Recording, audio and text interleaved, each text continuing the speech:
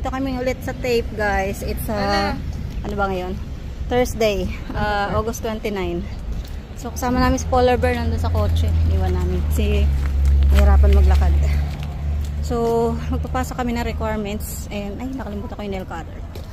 Para we'll see kung makakapasok siya doon sa enrollment for the January. Okay, good luck to us. Parking pala sa harapan. Ito napansin.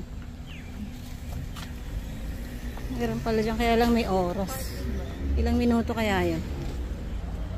Pasok na kami, guys. Camera. Smile on the camera. May tao.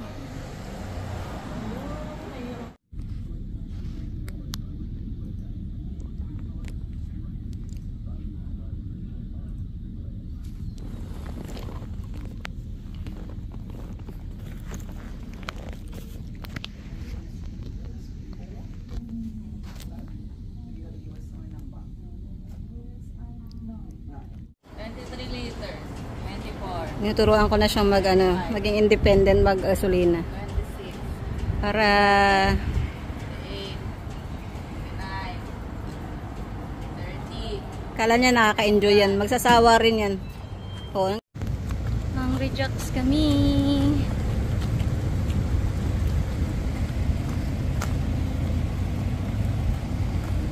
Kami sa Bandoberg 100 Rocks.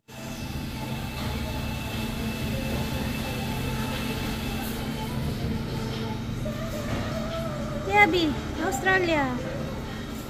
Grill flame. Bahay na kami, guys. Hindi kami dumaan ng grocery kasi marami pa naman daw kaming stock, kaya ubusin muna stock. Titipid kami ni Habi kasi nga may bayaran siya doon sa kanyang operation. So labang ko lang itong mga sapatos namin ni Bunso. And yun lang yung ganap today. Inayos lang namin yung mga sinadmit ni Bunso na papers para doon sa school para maka-enroll siya. Pero sana makapasok siya kasi sayang naman kung hindi siya makakapag-aral next year. Kasi start ng school is January. So sana maging magkaklase kami.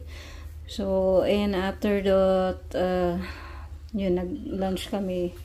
And unti-unti ko na tinuturuan si Bunso maging independent sa pagdating sa kung ano mga ginagawa sa kagaya sa paggagasolina, petrol, yan.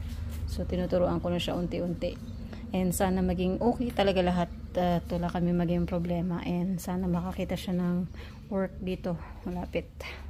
So yun lang, guys. And shout out sa mga bago kong friends sa YT. And sana lagi pa rin kayo nandyan, no matter what. I'll see you again soon.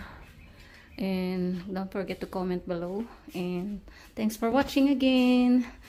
Maraming salamat sa lahat-lahat.